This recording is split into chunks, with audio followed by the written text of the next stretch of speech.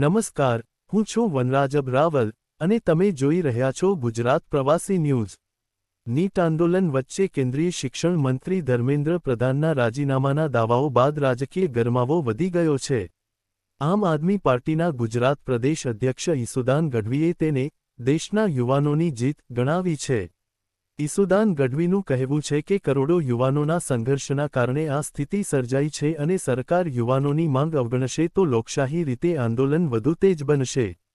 જો કે રાજીનામા અને અન્ય રાજકીય દાવાઓ અંગે સત્તાવાર પુષ્ટિ અને પક્ષોની પ્રતિક્રિયાની રાહ જોવામાં આવી રહી છે। વધુ અપડેટ માટે જોડાયેલા રહો ગુજરાત પ્રવાસી ન્યૂઝ સાથે। આખરે યુવાનોની જીત થઈ, યુવાનોની એકતાની જીત થઈ, યુવાનોના હોંસલાની જીત થઈ। ધર્મેન્દ્ર પ્રધાને રાજીનામું આપી દીધું। નીટની પરીક્ષા લીક થાય છે, આ મામલા ઉપર ટિપ્પણીઓ ચાલે છે અને આખરે કોકરોચ જનતા પાર્ટી અભિજીત દીપકે બનાવી અને એમાં કરોડો લોકો જોડાયા। અને એટલું જ નહીં, સોનમ વાંગચુકજી 26 દિવસ સુધી અનશન પર ઉતર્યા। અભિજીત દીપકે અને આખી ટીમ કોકરોચ જનતા પાર્ટીની, જેમાં યુવાનો જોડાયા, સ્વયંભૂ જોડાયા અને એટલે આ શક્ય બન્યું છે।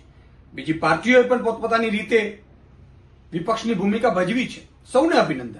પણ સૌથી પહેલા અભિનંદન યુવાનોની એકતાના છે। તમે જો નક્કી કરો કે સત્તા ઉપર કોને બેસાડવા છે ને કોને ઉતારવા છે, તો એ ભારતનું યુવાન કરી શકે એમ છે। આ કેમ શક્ય બન્યું? મિત્રો, પોલિટિકલ પાર્ટીઓ કદાચ વિરોધ કરે ને તો એના નેતાઓને ડિટેન કરી લેવામાં આવે અથવા તો તેને ઘરથી નીકળવા ન દેવામાં આવે, આવું થાય।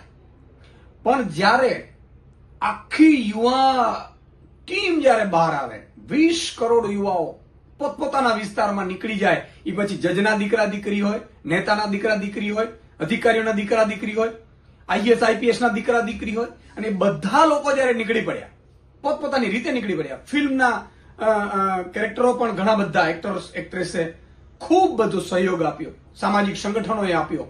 આ સ્વયંભૂ આંદોલન હતું અને એ આંદોલનમાં યુવાનોની જીત થઈ, યુવાનોની એકતાની જીત થઈને આગળ ધર્મેન્દ્ર પ્રધાને રાજીનામું આપવું પડ્યું। અને એટલા માટે જ મિત્રો કહીએ છીએ, એક બનો, એકતા દેખાડો। પાર્ટી પોલિટિક્સ કોણ છે સામે, ફલાણી દીકરી, અને યુવાનો ઉપર પણ ઘણા બધા આક્ષેપો કરવામાં આવ્યા છે, વિદેશથી ફંડ આવે છે ને અહીંથી ફંડ આવે છે ને આ તો ચીનના એજન્ટ છે ને। પણ યુવાનોએ કીધું કે અમારે રિઝલ્ટ જોઈએ છે, અમારી સાથે જે રહેશે એનો અમે અભિનંદન કરીશું। અને એટલા માટે આ જીત થઈ છે। કોઈ પણ ચાલ ભાજપની ચાલી નહીં, આક્ષેપો પ્રત્યે આક્ષેપો ખૂબ કર્યા, પણ યુવાનો એક રહ્યા, યુવાનોએ એક નક્કી કર્યું હતું અને અંત સુધી રાજીનામાથી ઓછું કશું જ નહીં અને એના ઉપર અડગ રહ્યા અને આખી જેનજી જોડાઈ ગઈ। આ જેનજીની જીત છે અને એટલે કહું છું, જેનજી બધું કરી શકે છે। જય હિન્દ, જય ભારત, જય જય ગરવી ગુજરાત।